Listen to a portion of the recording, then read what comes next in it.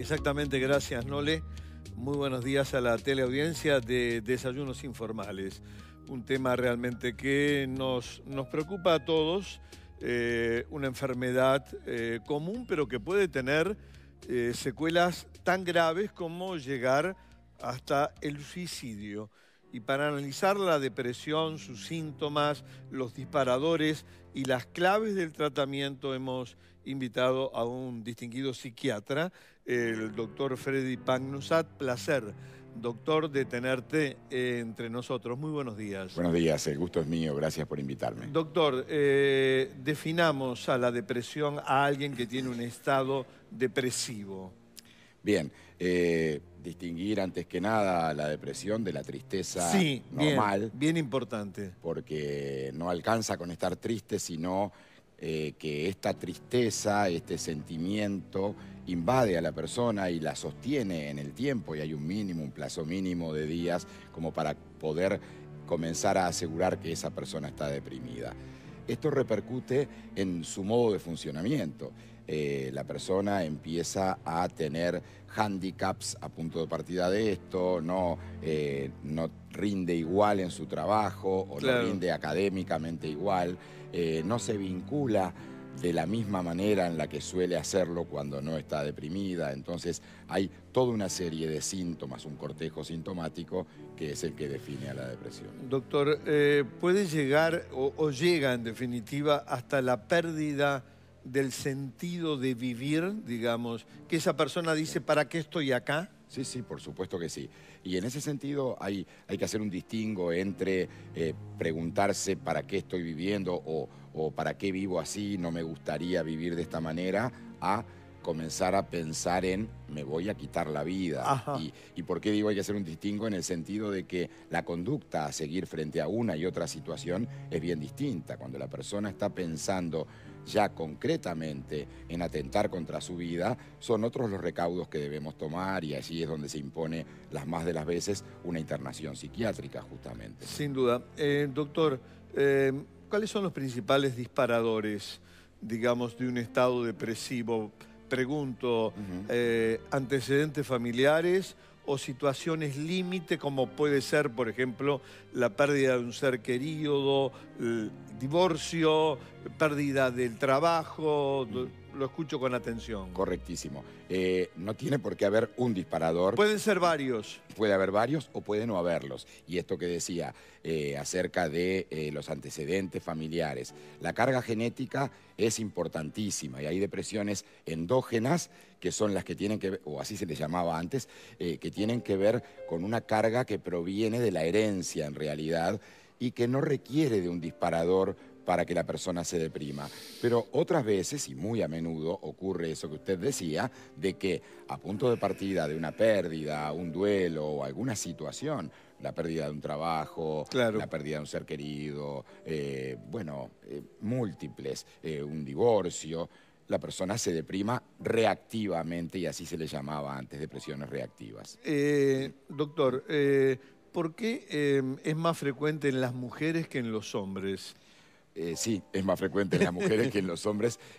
Seguramente está más vinculado también a la herencia y a los cromosomas, pero también tiene que ver con una cuestión de sensibilidad emocional que es diferente en el hombre y en la mujer. El hombre no solamente se defiende mejor de las depresiones, sino que, cuidado, a menudo las enmascara. Entonces, las enmascara.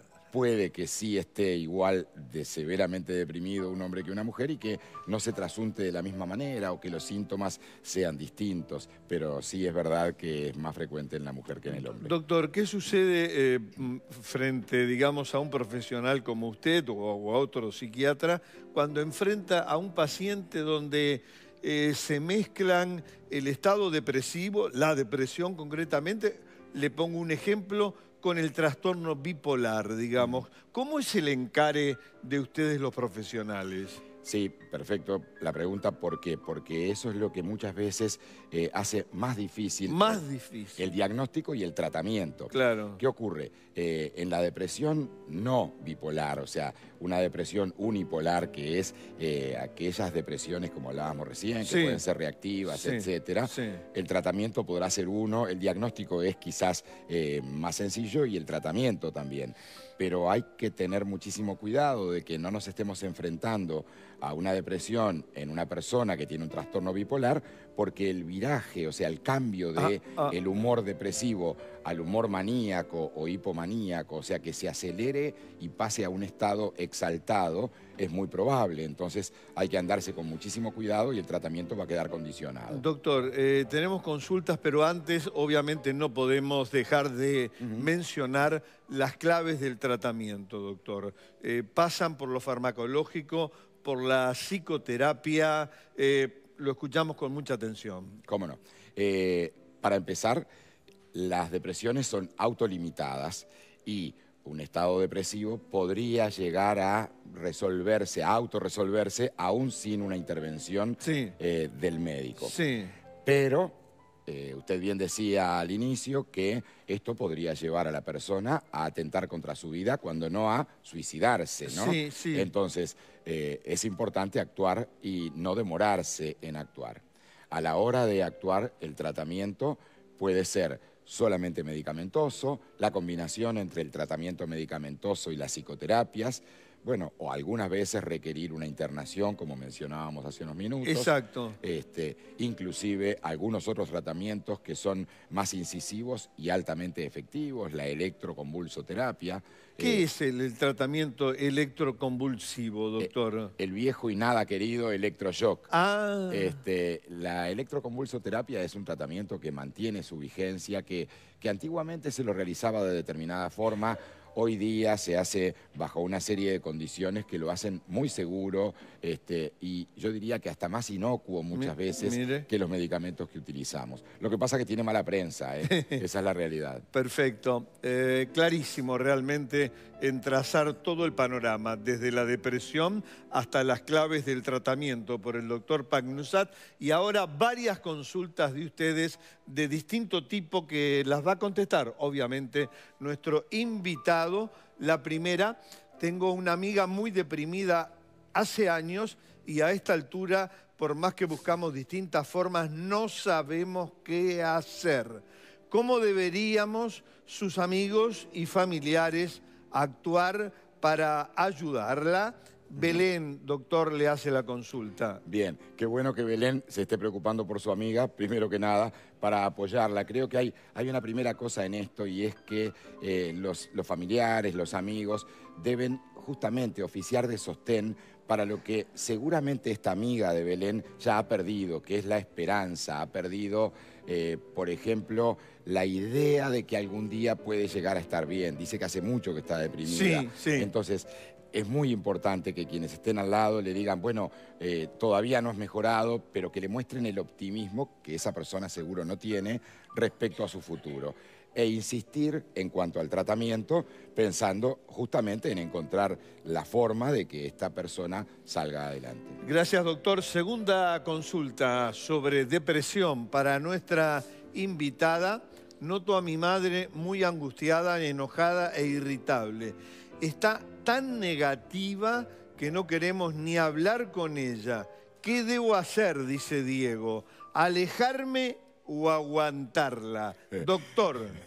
Sí, debe ser difícil para Diego, pero justamente por el contrario, no alejarse, aun cuando resulte difícil. Apoyarla. Sí, claramente. Esto de que esté enojada, irritable, son síntomas también de la depresión, de que pasa en la cama, como decía. Todos estos que son síntomas atípicos de la depresión, la irritabilidad a menudo surge en una persona deprimida, pero bueno, hay que tenerle un poco más de paciencia. Quizás no sea tan fácil para él, pero armarse de paciencia, apoyarla e insistirle para la consulta. Vamos con la última pregunta para el doctor Pagnusat, que se las trae. La hace una mamá realmente muy preocupada, Gladys. Tengo un hijo adolescente y me preocupa su comportamiento. No me habla, se pasa encerrado en el cuarto. ¿Nada lo motiva? ¿Estará depresivo? Pregunta Gladys, doctor. No sé qué hacer. Gladys, yo también estaría muy preocupado. Entiendo que la adolescencia es una etapa con una serie de conflictos que pueden llevar a que la persona se sienta como por fuera del grupo a veces y etcétera, pero si comienza con conductas que son muy distintas de las habituales, este encierro del que Gladys habla Sí. Es muy llamativo. Urgente, Gladys, hacer una consulta, hacer una consulta, porque esto podría no solo no ser podría ser una depresión, no digo que no, pero podría ser una enfermedad mucho más grave. ¿Una esquizofrenia? Por ejemplo, el debut de una psicosis. Entonces, cuidado con eso, porque hay que actuar muy rápidamente. Sí, creo que no es para tomarlo a la ligera, que hay que hacer la consulta. Perfecto. Doctor Pangnuzat, un placer. El gusto es mío. Realmente en haberte recibido. Te vamos a tener con más frecuencia porque hacía un tiempo que no nos visitabas. Hacía tiempo que no nos veíamos. Hacía tiempo y la verdad que sos un experto en todo lo que hace al amplio abanico de los trastornos emocionales. Un placer realmente. Es un gusto estar aquí con ustedes. Gracias. Gracias, doctor Pangnuzat. Damos vuelta a la página y nos vamos al consultorio.